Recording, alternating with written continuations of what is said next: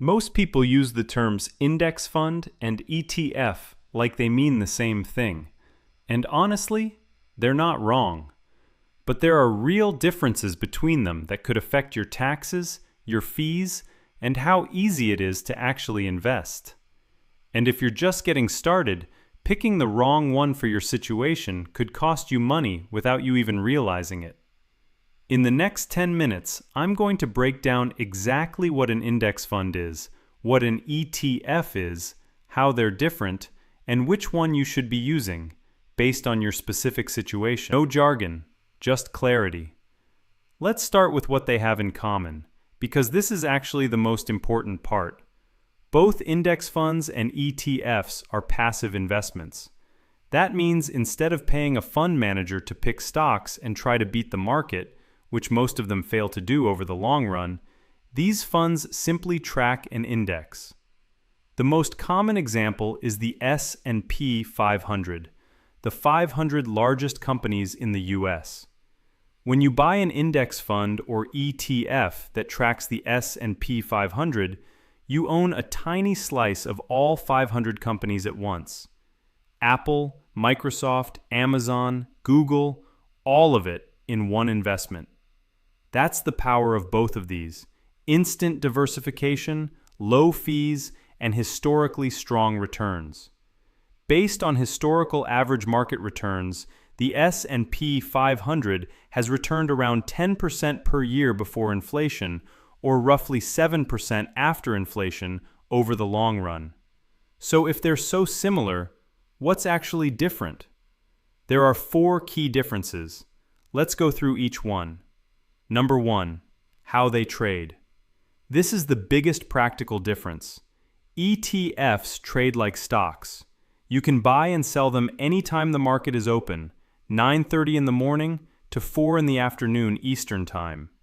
The price moves throughout the day based on supply and demand. Index funds, specifically index mutual funds, work differently. You can only buy or sell them once per day, at the closing price set at 4 p.m. Eastern. It doesn't matter if you put your order in at 9 in the morning or 3 in the afternoon, you get the end-of-day price. For a long-term investor, this difference is almost completely irrelevant. You're not trying to time the market minute by minute, you're buying and holding for decades, but it's still worth knowing. Number 2, minimum investment. This one actually matters, especially if you're just starting out. Many index mutual funds require a minimum investment to get started. Vanguard's VFI, their S&P 500 index fund, requires a minimum of $3,000 to open. Fidelity and Schwab have index funds with 0 minimums, which is a big reason why beginners gravitate toward them. ETFs have no minimums. You buy 1 share, or even a fractional share at many brokerages, and you're in. VOO, Vanguard's S&P 500 ETF, trades at around $500 per share.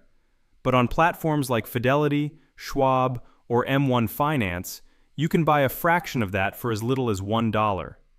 Speaking of M1 Finance, if you're looking for a platform that makes investing in ETFs and index funds dead simple, M1 Finance is one of the cleanest options out there for beginners. You can build a portfolio of ETFs, set up automatic contributions, and let it run on autopilot. The link is in the description. It's free to open, and there's no account minimum. Number 3, expense ratios and fees. Both ETFs and index funds are cheap. That's part of what makes them so good, but there are some nuances.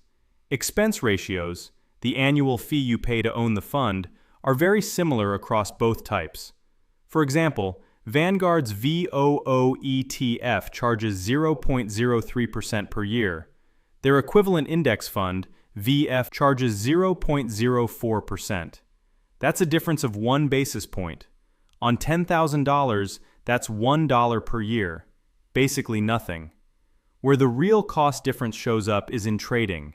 Some brokerages charge a commission every time you buy or sell an ETF. Most major brokerages, Fidelity, Schwab, Vanguard, have eliminated commissions, but it's worth checking. There's also something called the bid-ask spread with ETFs, a tiny gap between what buyers are willing to pay and what sellers are asking. For large, popular ETFs like VOO or VTI, this spread is microscopic. For niche or thinly traded ETFs, it can be more meaningful. Index mutual funds don't have bid-ask spreads. You always pay exactly the net asset value. Number 4, tax efficiency. This one is actually important, especially if you're investing in a taxable brokerage account, not a Roth IRA or 401k. ETFs are generally more tax efficient than index mutual funds. Here's why. When you sell shares of an index fund, the fund manager may have to sell underlying securities to pay you out. If those securities have gained in value, that triggers a capital gains distribution, which gets passed on to every investor in the fund, even if you personally didn't sell anything. You could owe taxes on gains you never actually realized. With ETFs, when you sell, you're selling your shares to another investor on the open market. The fund itself doesn't have to sell anything.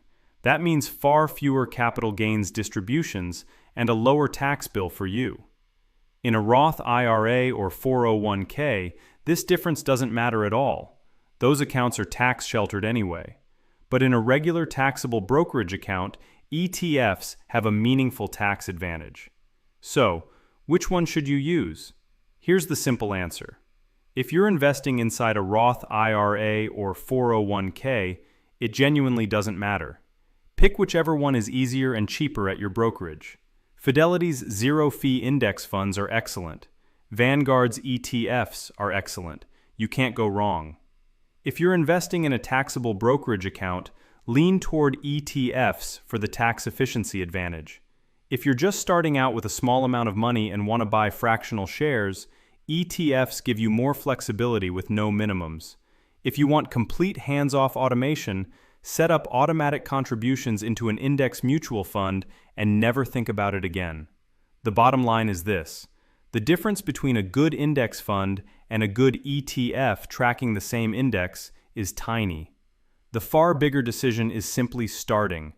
A $10,000 investment in either VOO or VF, left alone for 30 years at historical average returns, grows to approximately $76,000. The fund structure barely moves that needle. Getting in does. Let's bring it together. Index funds and ETFs both track market indexes, both have low fees, and both are excellent long-term investments. The main differences are ETFs trade intraday like stocks, index funds trade once daily. ETFs have no minimums, index funds sometimes do.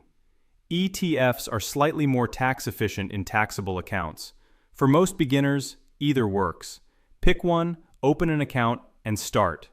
If you want a platform that makes all of this easy, M1 Finance lets you invest in both ETFs and index funds with no minimums and full automation. Link is in the description. Drop a comment below. Are you Team ETF or Team Index Fund? I'm curious where people land on this. And if you want to understand exactly how to build a simple, complete portfolio using these funds, the next video covers the 3-fund portfolio, the simplest investing strategy that actually works. Watch that one next. This video is for educational purposes only and is not financial advice. Always consult a licensed financial advisor before making investment decisions.